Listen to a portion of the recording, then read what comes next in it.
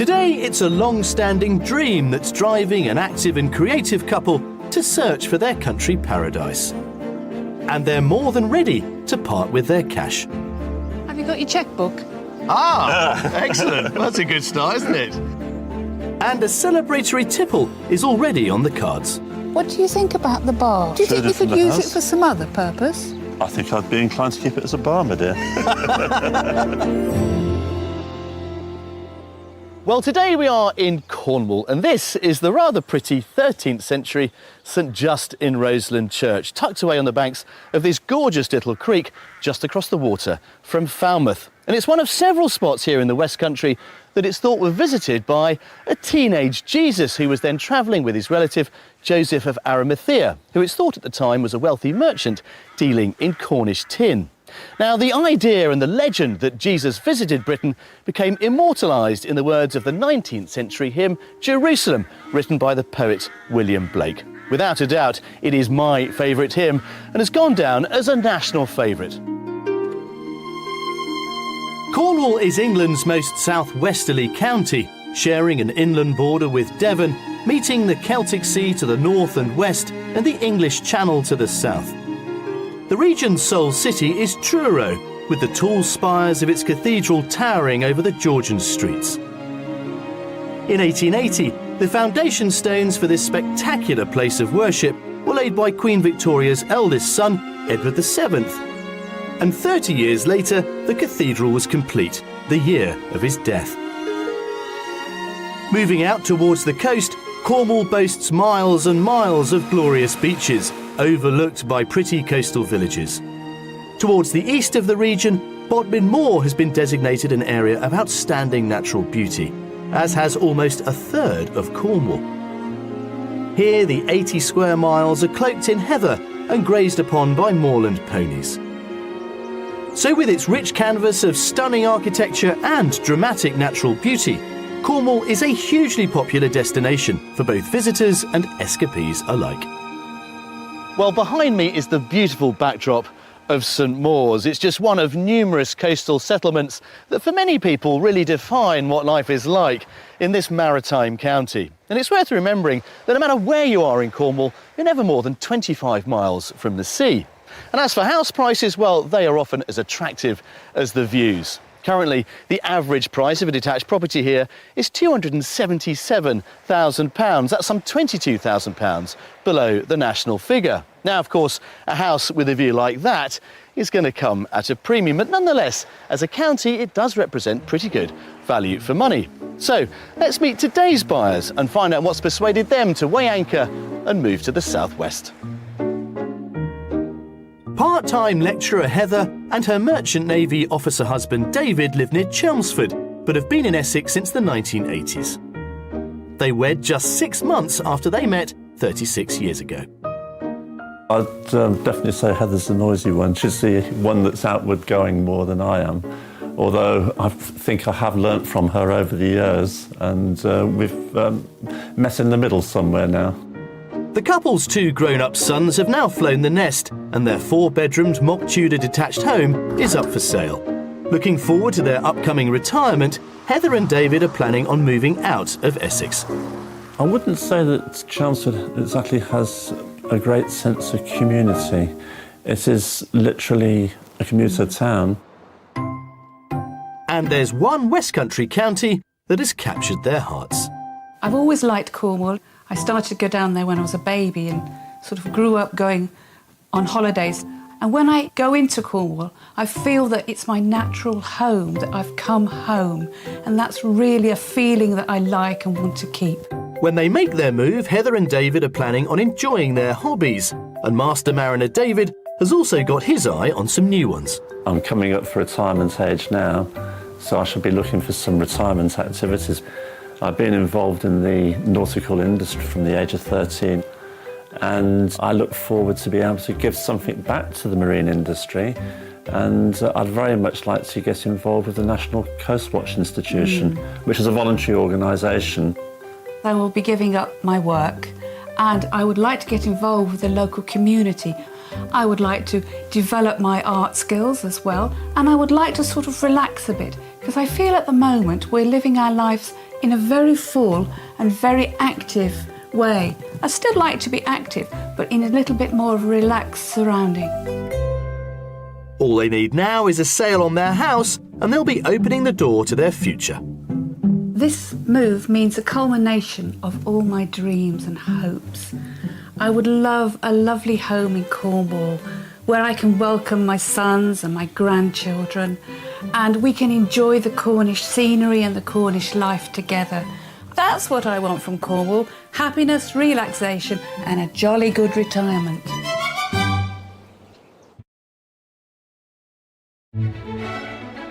Heather and David have asked us to concentrate our search between the towns of Falmouth to the west and Looe to the east.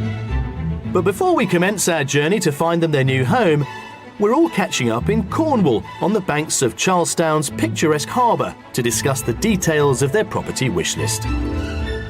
Well, Heather, David, what a place to start our house search. It certainly is, look at that. You know, for a master mariner, come on, look. I think it really does set the scene, and for many people, this view is what Cornwall is all about. Its maritime heritage is writ large right across this glorious county. But let's get down to the hard facts of what it is you're looking for, Heather. Well, we would like at least a 3-bedroomed house. I would very much like a beautiful stone Cornish cottage, but I realise that may not be possible.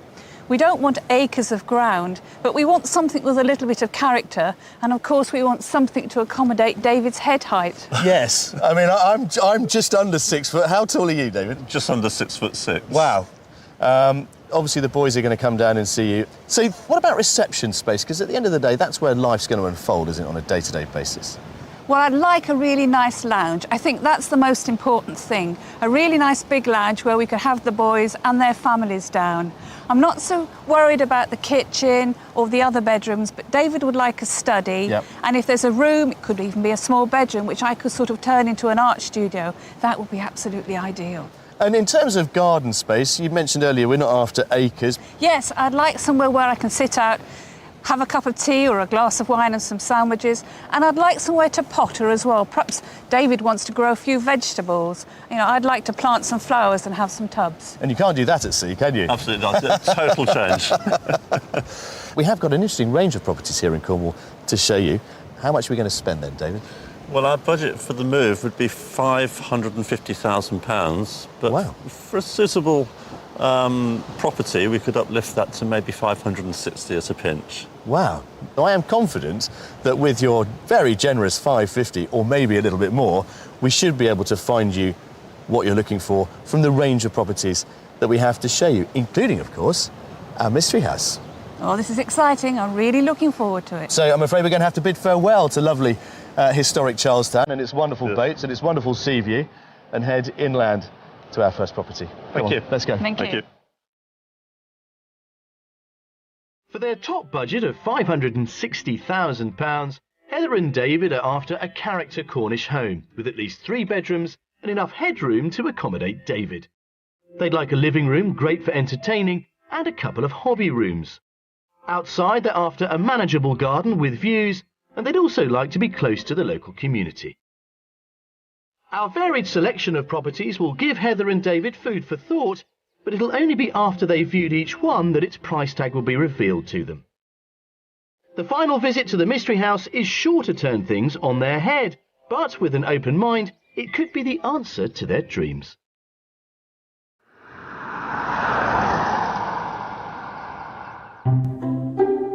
Our Cornish house hunt is taking us to the inland village of Luxillian.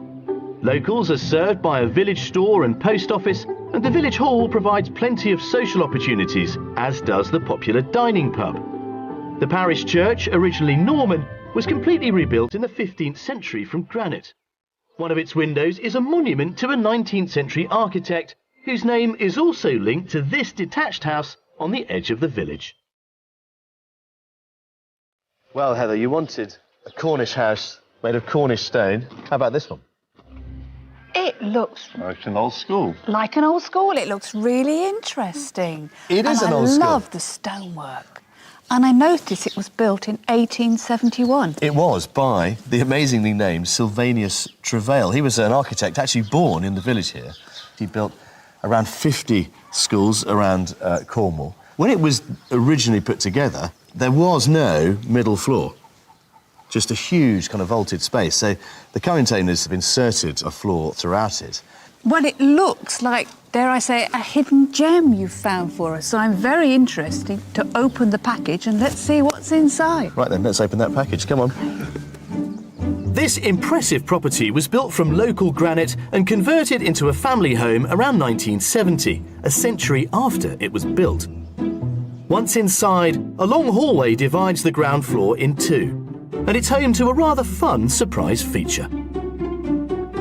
Come this way, guys, because this, I think, is really unusual. Wine rack set into the fireplace. I'm sure you could fill it and just as easily empty it. We could make a good attempt. Anyway, this is the kitchen. Nicely fitted, very simple. Oh, I like the kitchen. It's very nice, and I like the view from the window. And very spacious as well. Really spacious. I mean, they've got this breakfast bar in here, but next door you've got a really nicely appointed dining room as well if you want to have more formal dining and so on. But I imagine sort of for every day. Yes, absolutely ideal. I would like to see the rest of the rooms, though, please. Oh, yes, absolutely. Of course you can. Follow me. Beyond the kitchen and past the dining room is the sitting room. And although it's beamed, there's enough headroom for all 6'6" of David. Well, the beams aren't too low, are they? It's high enough, but I'm a bit worried about what Heather's about to say. It's a little bit too small, I think. It seems to come in a little bit at me. Whether we could get used to it, I'm not sure. I certainly take your point, but I do think it benefits from the addition of this conservatory here, which I rather liken to the bridge of a ship. Yes, you could certainly survey your domain from here. Yeah. I do like that view. That view is lovely. What I'm thinking about is that a solid wall? You could potentially open that up. It would become a diner cum living room. And there is so many other features that recommend this property to you. But there is also one twist, which I can't wait to show you. Come on, follow me. Also on this side of the house is a bath and shower room and a cloakroom. Now this is a little surprise I've got for you, Heather. David could probably reach this. Above our heads is a loft hatch concealing something rather special. All will be revealed. The pull-down stairway takes us to a vaulted loft room that runs the length of the house. It's bright and airy, so could provide a perfect space for a budding artist. My gosh. Yeah? Yeah, this has got the light that you would need from both ends of the room. This would be absolutely superb. Oh, look at that smile, you see. I know we had a bit of a downer in the living room, didn't we? But somehow I think, you know, our little graph has picked up again. I think the old compromise is coming into play here, isn't it? Well, you know, what you lose with one, often a property will make up for with another. And I think this certainly should recommend this place to you. It's lovely.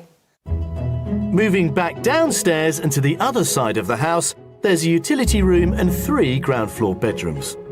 At the front, there's a small double, and next door is a single. The master overlooks the back and has its own ensuite shower room. The nature of this converted schoolhouse means the upstairs accommodation isn't conventional. As well as the loft ladder leading to the potential studio, there are 2 separate staircases, each leading to a first-floor bedroom, again featuring vaulted ceilings. That makes 5 bedrooms in total. But next stop is the garden. Hot tub, straight outside the master bedroom, for a morning dip. Indeed. Outside, the conservatory opens onto a raised terrace with views across the lawn, a pond and a panoramic countryside vista. There's also a walled side garden and a summer house cum bar. It's an ideal size, not Very too much manageable. to look after. Very, very low maintenance. I love the walls that surround it. You've got a nice sort of tool shed there, very much in keeping, obviously, with the original building. And the views, you know, not bad, really. It's a lovely spot. It's beautifully quiet. What do you think about the bar? I think that looks excellent myself. It's Do you think you secluded from could the use house. it for some other purpose? I think I'd be inclined to keep it as a bar, my dear. What other purpose could you possibly have in mind for your art studio? Sorry, David. Sorry. You've got an art studio in the loft. So, I think this is of interest Yes. But, of course, it will come down to its price. I would go round about 520. I think it's probably a little bit more, so I'm going 525. So if it was £500,000, that makes it very doable.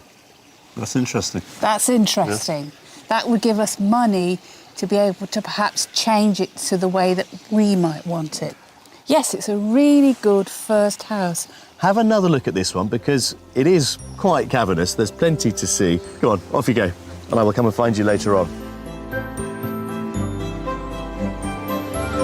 This 19th century old schoolhouse is under budget, leaving a healthy £60,000 in the kitty. It's got the potential for a great family room, along with the huge loft room and 5 bedrooms. With the garden comes many additional features, along with those lovely views, and the property is located right on the edge of the village. When I approached the house, it looked lovely. I loved the stone and I loved the age of the house and the big wide driveway. And then there was the attic space. Well, that was a complete surprise. I mean, I never dreamed I could get anything as big as that as a studio. Well, overall, I'd feel this house has got a lot of potential for us. I had a reasonably good feeling in most of the house. Certainly the arts studio potential would be very nice for Heather. How are you doing? Very nicely, thank you, Jules. All done? It's very interesting, a really good first house. I thought you'd think that. Come on, let's go. Thank you.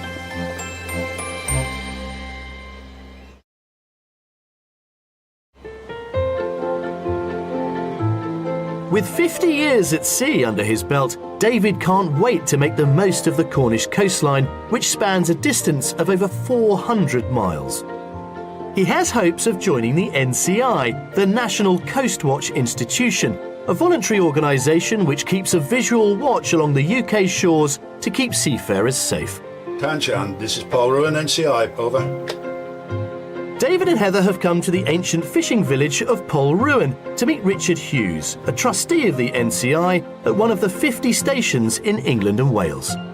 Can you tell me, please, when was the NCI set up and where did the idea come from? Way back in 1994, 2 fishermen were tragically drowned off the Lizard. They were in the vicinity of a disused Coast Guard station.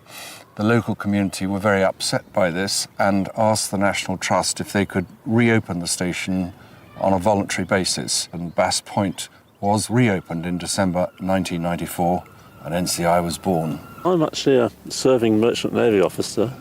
Do you consider I've got the correct qualifications for the job? David, you'd be in an ideal position to become an NCI watchkeeper. You don't actually need to have previous maritime experience. A lot of watchkeeping is common sense, but you need patience, vigilance, a good pair of eyes. And if we can make a difference in helping to protect and preserve life and safety at sea, then we feel we're doing a worthwhile job and we're passionate about it. There are 2,000 volunteers like Richard around the country, and he's one of 40 watchkeepers who volunteer here at Polruan. This lookout was opened in 1998 and sits 240 feet up in an area of outstanding natural beauty. Right. Come on in. Welcome to the lookout. Dan is on a watch this morning. You can see from here that he's got a very good view of the coastline in front and to the east and the west. He's also monitoring several different radio channels. We have a number of optics which aid us in looking further out to sea according to the visibility. These are all important aids to watchkeeping, but it can't spot a local fisherman in distress, or a yacht with an engine breakdown, or a kayaker or a canoeist who's in trouble. What you need is the Mark I eyeball for that, and that's what we do, visual surveillance. That's why we're here. So, Richard, could you please tell me what a typical day would be like in the lookout? I don't think there's any such thing as a typical day. Sometimes we come up here and you can't even see to the edge of the cliff, but we can listen to the radio, we can see what's going on through radar. There's always ongoing familiarization and training to do in the lookout. of the sophisticated technology in use here is invaluable, but as Richard says, there's nothing quite like a watchful pair of eyes. And something that makes spotting trouble that little bit easier are these powerful tripod-mounted optics. I've got the edge of the coastline. Yes, I can see it quite well now. It's very clear. If you see somebody in the water, what would you do then? Well, the phrase to remember is spot, plot and report. Once we've spotted somebody who is either in danger or looks as if they might be going into danger, we need to plot as accurate a position as we can very quickly. And then we will relay that position by phone to the Coast Guard, and then they will decide on the resolution of that particular situation. With his marine background, David's training won't be too lengthy if he joins the Coast Watch. And with the organisation involved with almost 300 incidents last year alone, the work he could be doing would be very much appreciated. You've seen our lookout.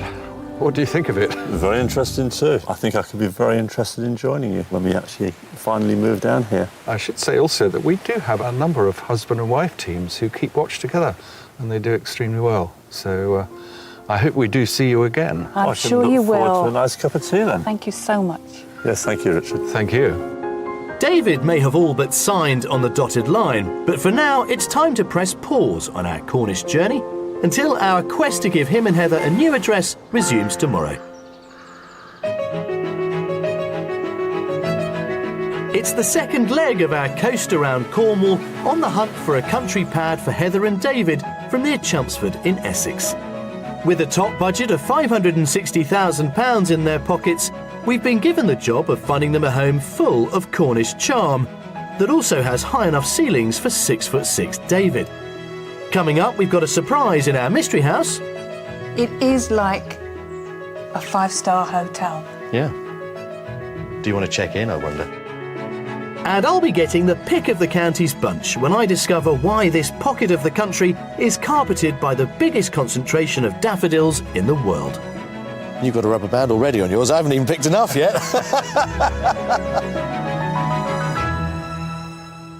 Well, our Cornish quest is now heading into its final leg, and with 2 more properties to come, we've managed to conjure up a mystery house that should offer Heather and David a real slice of grand country living, and that I hope will prove to be as memorable as it is unusual. But first, a property that I hope will really appeal to their love of the coast. And what's more, it's just a stone's throw from this beautiful harbour.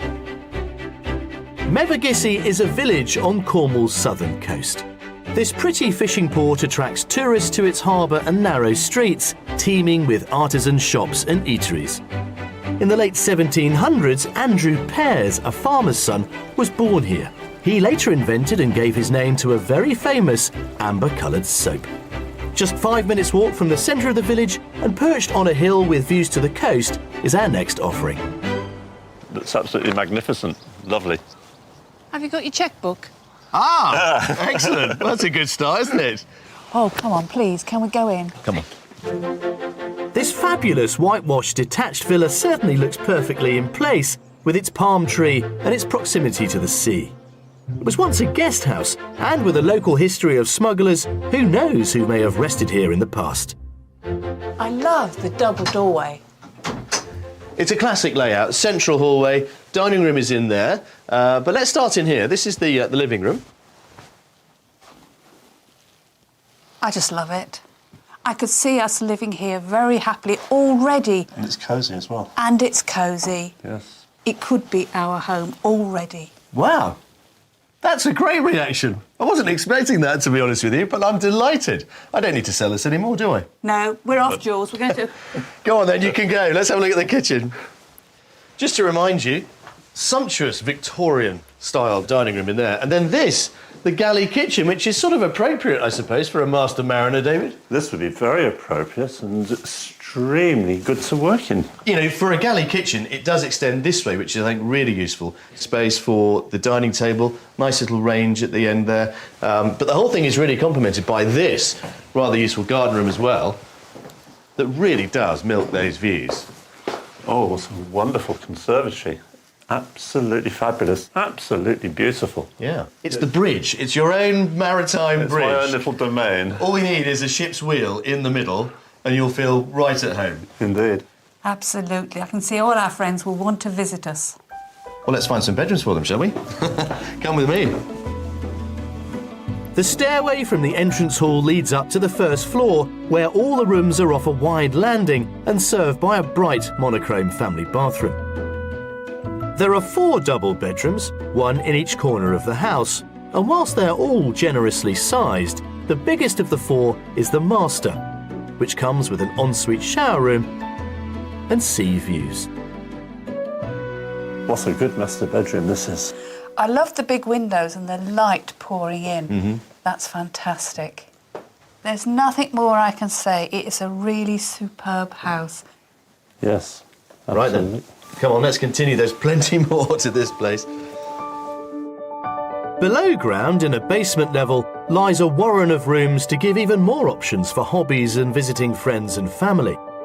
There's a utility room, a bathroom and a shower room, a sauna, an office and a studio that's currently in use as a treatment room. Outside there's a garage and a beautiful multi-level garden. It's a little sun trap. Isn't it? It's beautiful. Absolutely beautiful. You couldn't have done more for us. I quite agree with that. It's been absolutely a privilege to come around this property. A privilege. A privilege indeed. Will it be a privilege to buy it then? Where are we on this one then, David? Well, it's a lovely house, a stunning location. I think it's nearer to the top end of our budget. Yep. Yeah. I'd go for 530,000. 530? I think it's going to be slightly higher than that, and I'll go for 545. It's not £545,000, I'm afraid. It's £480,000. For once, you're lost for words. Good Yes. gracious. Absolutely unbelievable. And that would give us plenty of money to do it up. You did say 480, didn't you? I did. They are the right numbers in the Yes. right order. That's incredible. Right then, better wet the ink, mate. I suspect you'll be writing something fairly quickly. Go and have another look around. Thank you. Go on Thank then. Off you go.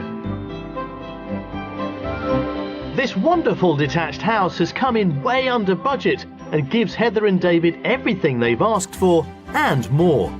There's a great living room and a spectacular conservatory along with 4 bedrooms. The basement offers plenty of extra space, and then there's the garden with all its nooks, crannies and sea views. Location-wise, it couldn't be better situated, close to amenities and the sea. Well, it's a really lovely house. It has heaps of character. I could see Heather and I living here for a long time to come. It's light, it's airy, the garden is a real little sun trap. I don't think we could better this. Well, look at these beaming faces. Happy with the studio? It's fabulous. Well, I am delighted at your reaction to this property, and if it were the last property on our list, so far so good. However, of course, there is one more to come. The mystery house. The mystery house. Can it possibly better this one? Who knows? But I am pleased to think that at least we've got one really good contender on our list. Come on, let's go.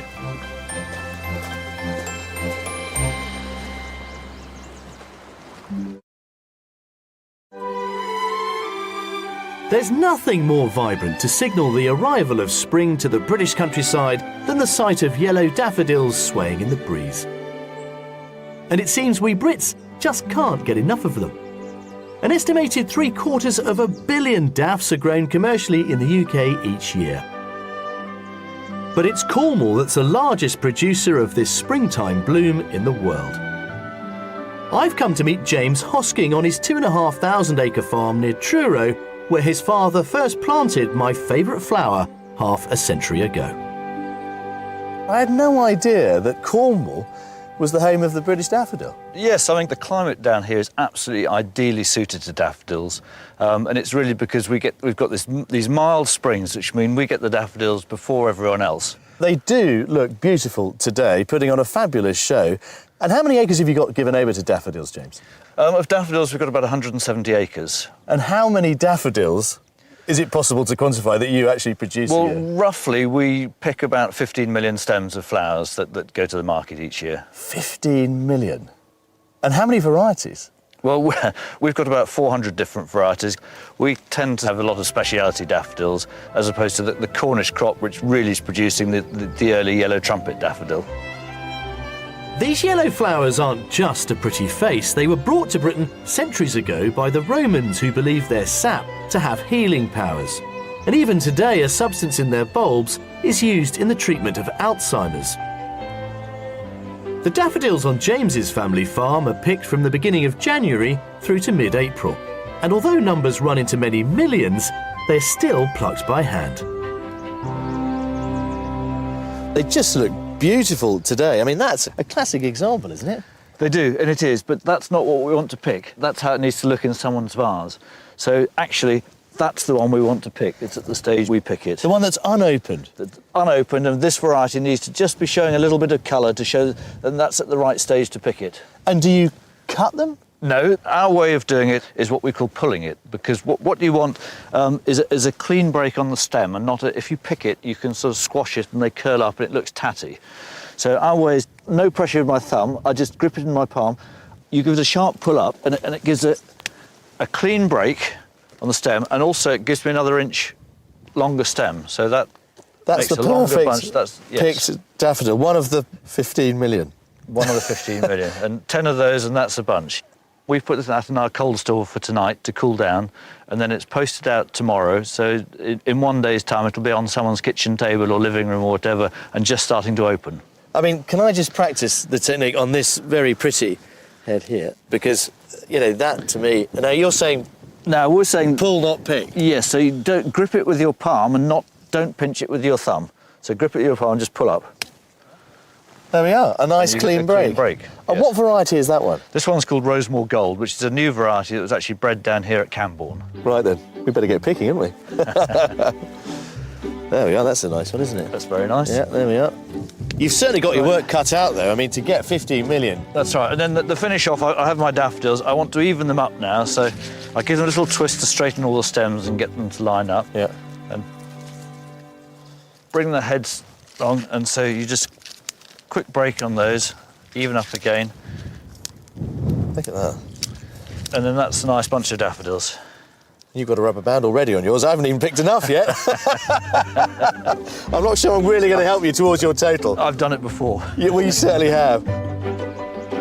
Now, James may have 400 varieties of daffs on his farm, but there are 13,000 hybrid varieties too.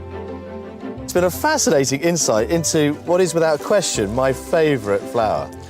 Well, Jules, it's been an absolute pleasure having you here, and why don't you take those home to put in a vase? I know exactly where they're going to go. Lovely. Made in Cornwall, just like they should be. Yeah. Well, there's no doubt that these daffs are a sign of new beginnings.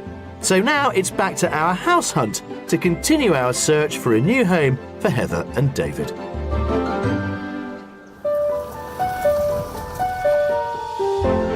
Our final stop is the village of St Clement in mid-Cornwall. Just south of St Clement is the village of Malpas, which sits on the bank of the Truro River where it meets the River Tresillian. Located in an area of outstanding natural beauty, Malpas is a port and is popular for its boat trips in the summer months.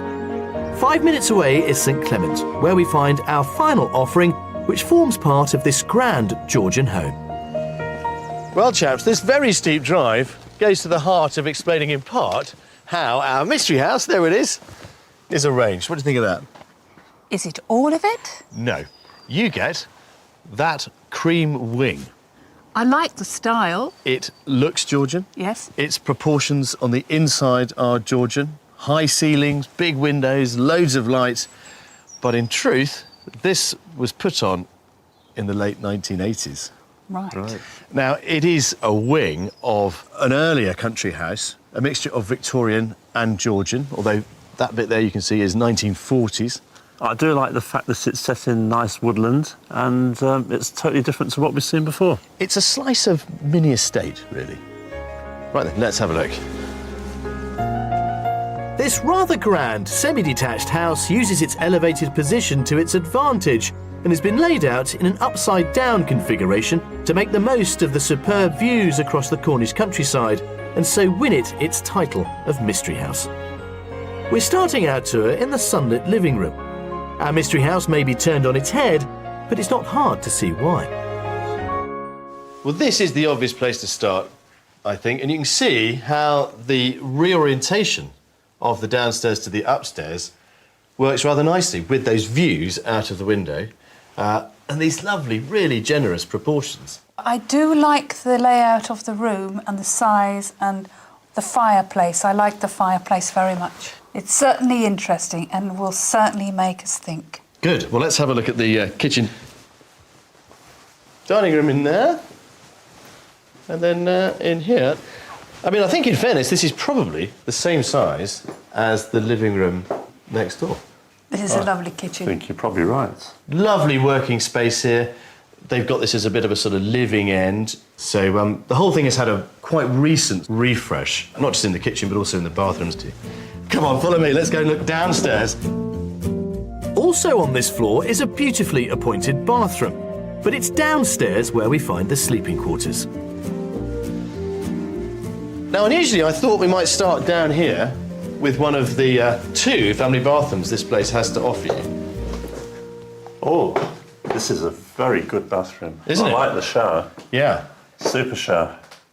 And I know Heather likes the bath. I like the roll-top bath. That's really nice, and the big radiator beside it. This really is to flatter and spoil your guests with, because the master bedroom, just across the hallway, not surprisingly, has its own ensuite. Come and have a look at this. It is very luxurious. It is like a five-star hotel. Yeah. Do you want to check in, I wonder? Come on, let's go up and talk about the price. Along with this luxurious master bedroom are a further 3 double bedrooms on the ground floor. There's one with an adjoining cloakroom, a room of the same proportions next door, and another slightly larger one across the corridor. Moving back outside, as well as the private driveway, there's also a lawn garden on the lower level surrounded by mature trees. But the view can be best appreciated from a raised terrace. Well, there's no getting away from how intoxicating those views are, guys. Make me an offer for our mystery mock Georgian number. I think I would give you 430,000 for it. Oh, would you? I'd agree with Heather, but I wouldn't go quite so low as that. I think I'd price this at £460,000. You know, there is a curious relationship between the estimates people give on properties and how much they really love them. This is on the market at £550,000, or indeed offers in excess of, although of course open to negotiation. So go and have a quick run round, don't take too long, and then I will come and find you and whisk you away. Thank you. Off you go. Our great and grand mystery house has crept in just under budget. It offers Heather and David both light and plenty of space. There are 4 bedrooms and 3 bathrooms, and because it's an upside-down house, there are wonderful views from many a window. There's also a manageable garden, and the house is located just a short drive from amenities. This property fulfills the criteria of the mystery house, most certainly. It's quirky in fact that it's an upside-down house. However, it is a little bit isolated. It's very interesting to see this property, though. It's been an intriguing property and one I've thoroughly enjoyed looking round. There are a lot of nice features within this property. So it does have a lot going for it, but perhaps not enough for ourselves. How'd you come? Right then, that's it. Our house tours are now all over. You have got quite a lot to think about, I suspect. Shall we go? Yes. After you.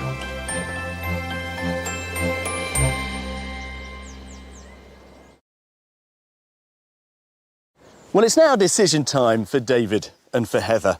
So as a final treat on our trip to Cornwall this week, I thought I'd bring them here to the beautiful botanic gardens at Tregothnan. These are just part of what is still the largest privately owned estate in Cornwall. And just over a decade ago, they started growing this stuff, tea. It's the perfect place for a final chat over a lovely homegrown cuppa.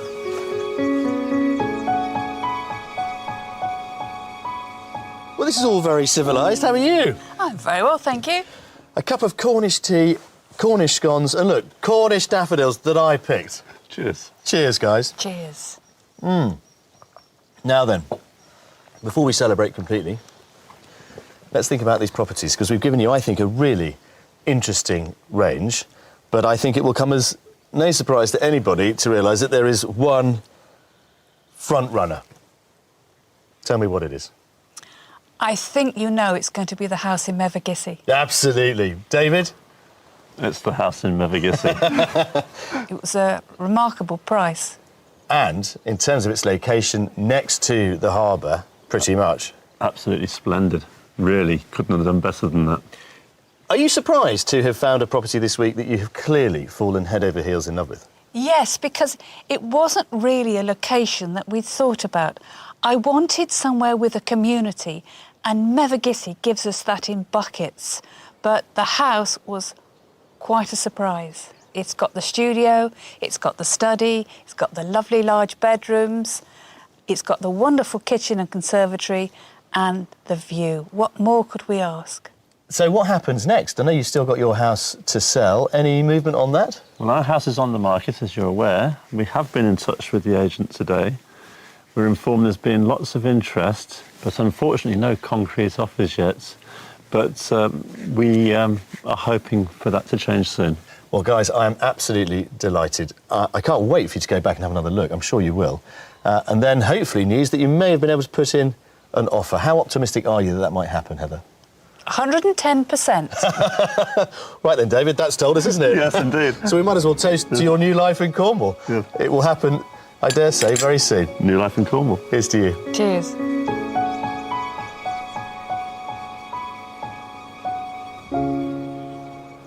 Well, it is often said that some of our best decisions are made over a cup of good old-fashioned tea, and that is exactly what has happened here in these beautiful surroundings at Tregothnan.